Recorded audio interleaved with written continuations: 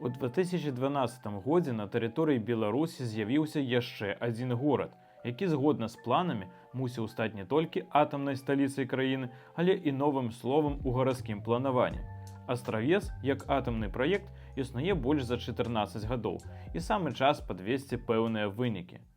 Вітаю, дарагія гледачы! Гэтае відэа прысвечана гораду Астравец, яго гісторыі, будучыні і сучаснаму стану. Ці стаў ён узорам новага слова ва урбаністыцы? У чым розніца паміж Астраўцом і савецкімі гарадамі энергетыкаў? І самае цікавае, якія пагрозы чакаюць горад у будучыні? Пра ўсё гэта вы даведаецеся ў наступныя хвіліны, але перад пачаткам нагадаю, падпіска на канал падчас прагляду дапамагае развіццю беларускамоўнага Ютуба. Чым беларускі горад атамшчыкаў адрозніваецца ад сваіх савецкіх аналагаў? Абсалютная большасць гарадоў, пабудаваных каля аднаго буйнога энергетычнага працадаўцы, маюць багата супольных рыс. Агулам гэта вялікія гарады-мікрараёны, пабудаваныя па адным плане, якія нібы тэлепартаваліся ў чыстае поле без прывязкі да культурнага і урбаністычнага ландшафта рэгіёну.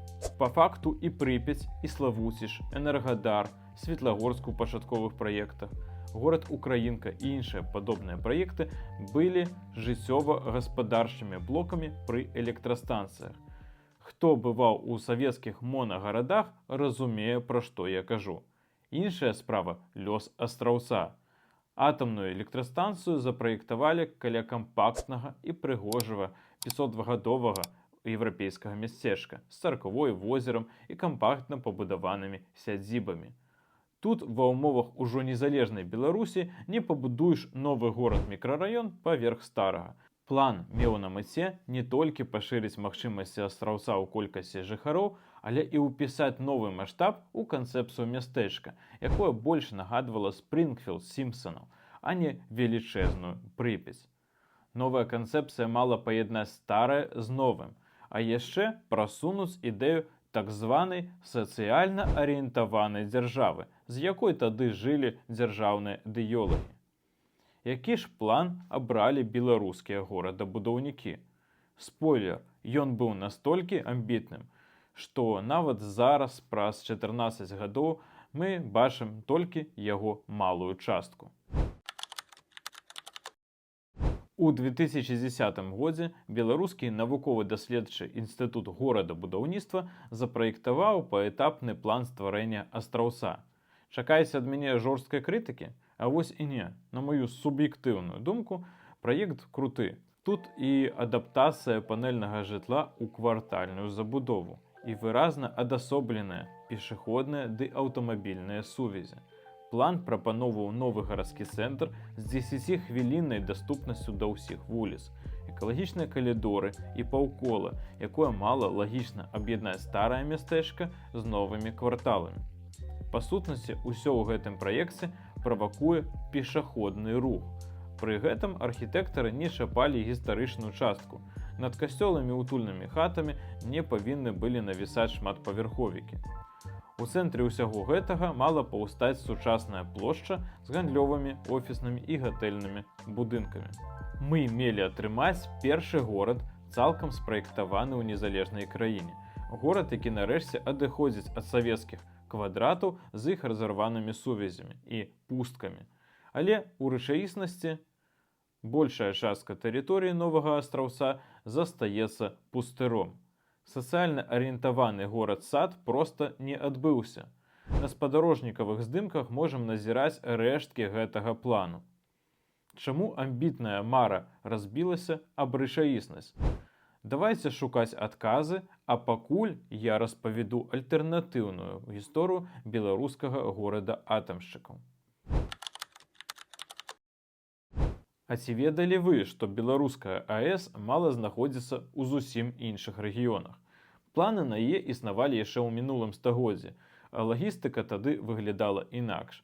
Найбуйнейшыя спажыўцы электраэнергіі знаходзіліся альбо ў Мінску, альбо на ўсходзе краіны.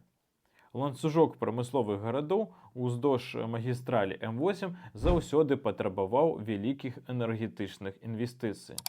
Менская атамная Цеплаэлектрацэнтраль мусіла з'явіцца каля мястэчка Дружнае, гэта побач з Рудзенскам. Калі вы там былі, то ведайце, пасёлак выглядае як тыповы гарадскі мікрараён, закінуты сярод палёў.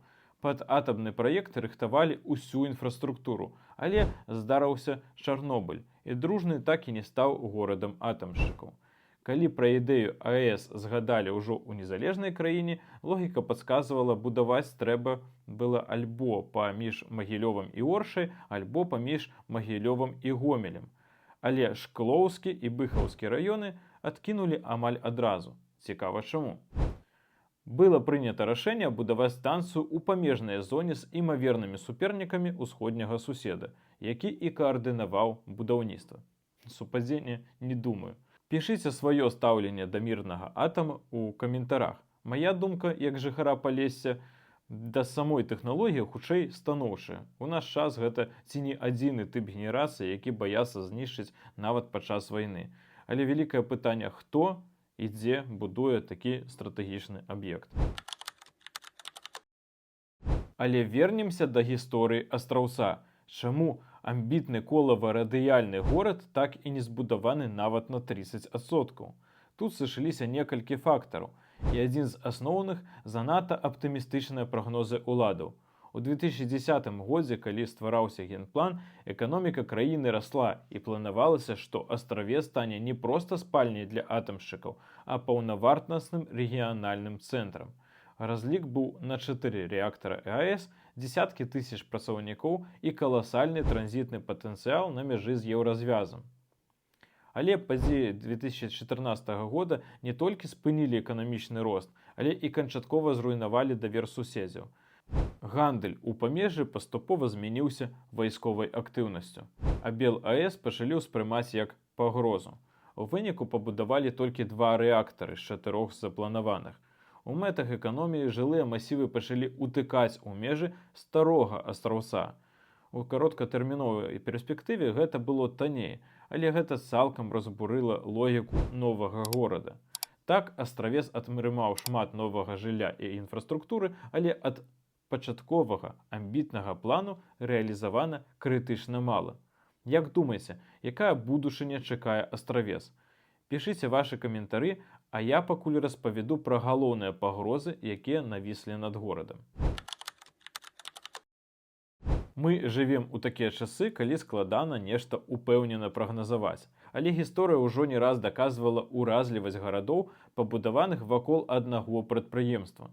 Далёка за прыкладамі хадзіць не трэба. Акрамя ўсім вядомай Прыпяці, не дай бог такому сцэнару паўтарыцца, у нас ёсць сусед Астраўца літоўскі Вісагінас, горад-спадарожнік Інгалінскай АЭС, які зараз праходзіць цяжкую і балючую трансфармацыю пасля закрыцця станцыі. Горад аказаўся крытычна залежным як ад самой станцыі, так і ад фінансавання з цэнтра. Але ёсць і іншая праблема – бяспека. Я зараз не пра працу рэактара ці рызыку аварыі, а менавіта пра вайсковыя пагрозы. Станцыя фактычна знаходзіцца ў прыфрантавой зоне самага імавернага будучага канфлікту ў Европе, каля Сувалкаўскага калідора, і гэта разумеюць усе. Тут можа быць шмат розных сцэнарыяў, але важна адно – недалёка ад станцыі існуюць аб'екты першай чаргі на паражэнне ў выпадку вайны. Пра якую інвестыцыйную ці дэвелаперскую будучыню можна казаць, не кажучы ўжо пра амбітны генплан, калі кілзоны ў сучасных канфліктах маюць глыбіню ў 30 ці 50 кіламетраў. Транзітная функцыя горада таксама не рэалізавана, і вы самі ведаеце чаму. Межы зачыненыя, а дыялог з суседзямі адсутнічае. Таму, на жаль, новы беларускі горад з сярэднявечнай гісторыі у большасці сцэнарыяў мае сумныя перспектывы. Яго сонечны колава-радыяльны план так і застаўся прыгожай марай на паперы. А што вы пра гэта думаеце? Як выратаваць гарады, пабудаваны ў поўнай залежнасці ад аднаго працадаўцы? Ці падабаюцца вам відэа пра канкрэтныя гарады і урбаністычныя з'явы? Пішыце вашы доўгія і змястоўныя каментары, я ўсё чытаю. Вы былі на канале Фактар горада. Да сустрэчы!